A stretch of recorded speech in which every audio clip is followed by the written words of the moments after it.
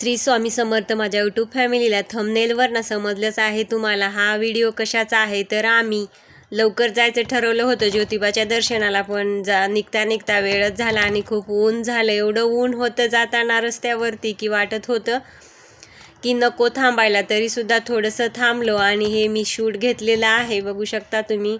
किती छान असं बाजूला डोंगर आणि झाडी आहे आणि मधनंच रस्ता काढलेला आहे डोंगरावर जाण्यासाठी अगदी छोटे रस्ता आणि वळणदार आहे.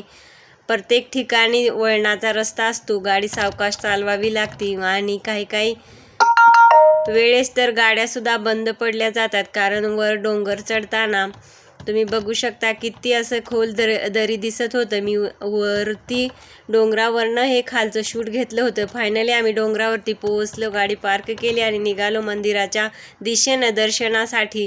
तर आज काही एवढी गर्दी मला दिसत नव्हती. खूप रस्ता असा रिकामा होता, जास्त कोण लोक नव्हते.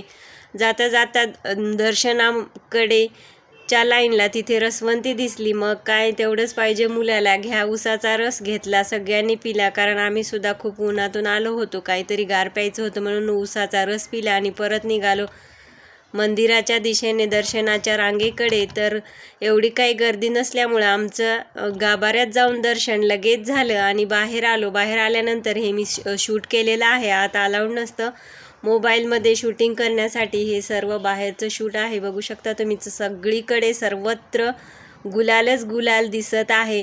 सगळे पाय हात ह्या गुलालानं गुलाबी होतात आणि खूप छान प्रसन्न वाटतं. एवढं ऊन लागून आम्ही दर्शनाला आलो, पण त्याचा सगळा थकवा हे दर्शन घेतल्यानंतर गेलो.